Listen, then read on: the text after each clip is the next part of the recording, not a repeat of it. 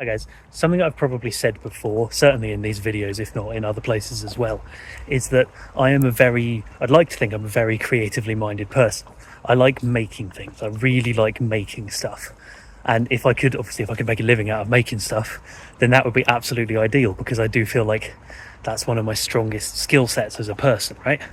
The problem is that when I sort of dive headfirst into a lot of these creative projects that I like undertaking, purely for my own, sort of satisfaction and enjoyment mainly.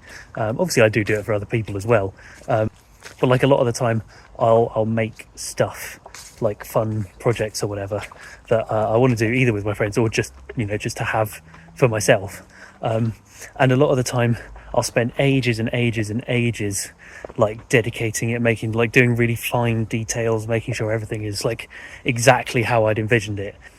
And like if something doesn't go quite right, or if I can't do something in a certain way like the first time round, my first port of call, instead of like trying to find another option, will be, okay, how can I make this possible, right?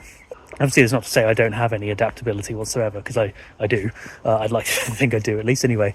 But the first thing I would do in a situation like that is to try and find a different way of making the vision that I have work, instead of finding an alternative solution.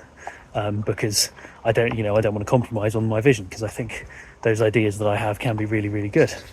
And in a case in point of this was a few years ago. It was just at the end of my first year of uni, and a couple of evenings in the common room, me and several of my friends had been playing like Cards Against Humanity, and we were thinking that it's a really, really cool game, but after a while, especially after a while if you play with the same people, it does get a little bit predictable, like a little bit repetitive almost. Like you have a selection of cards, which I refer to as those cards, that feel like they're basically a guaranteed win anytime you play them, just because they're like so outrageous. And after a while, like the more you play, especially like I said with the same group of people, the more you start to see those patterns emerging, which we all kind of collectively agreed makes the game less fun, right? And to be fair, we probably should have tried playing Quiplash or stuff like that, because that probably would have solved that problem. But like I said, in any approach, instead of finding an alternative solution, I tried to put in a load of effort and make the vision that we had a bit better. And so what I did was I decided to make my own version of Cards Against Humanity for my group of uni friends, because why not, right? And so I spent a long time, because I owned the Cards Against Humanity. I think it was probably my copy of the game that we were playing with. But I owned it, so I went through all of the cards, went through all of the good ones, all of the bad ones, got rid of the ones, well, then not got rid of, but like deliberately made a note to not include the ones that we didn't like as much, and to include our favourite ones from like the original game.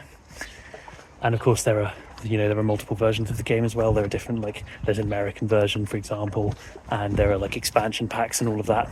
So I went through a load of different like YouTube videos of people I know who have played the game, like YouTubers I watch, for example, and I picked out some of the good ones from there, some of the good cards from there, and then also I just wrote my own. And within writing my own, obviously I made quite a lot that were themed to our uni friend group, because that was kind of the point, but I also just like tried to come up with some random ones by myself that I thought could be funny, and I think it went quite well. I think I had some pretty good ideas, and I'm happy with how it turned out.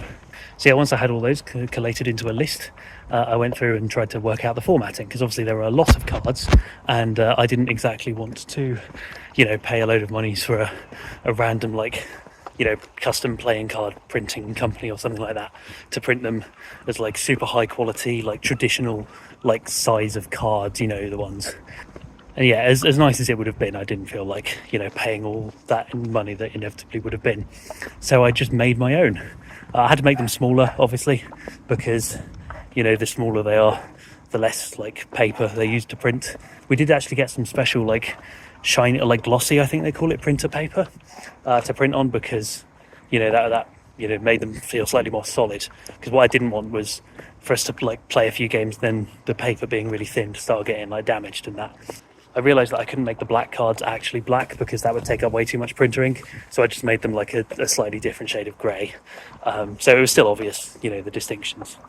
And and I did this over the summer holidays, because I had the time then, and I'd had the idea, and I thought it was a really good idea, and I really wanted to do it, and I spent so long working out all of the formatting, how big the cards were going to be, how we were going to print them out.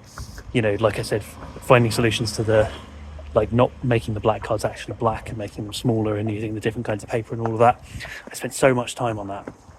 And actually, there were a group of us, I think it was 6 of us maybe, that were going on holiday that summer as well. It was towards the end of the summer. And so I thought I would bring the cards along and we could have a game there. And we did do that, and it was a lot of fun.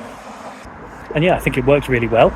People did enjoy it. And so I was really, sort of excited to go and play it again, especially when we got back to uni, when we'd have a load of different people playing it, and we'd get the references and all of that. But then in second year, right at the start of uni, there was quite a lot of drama in our friend group, to put it mildly. And it was never quite the same after that, which is obviously a shame.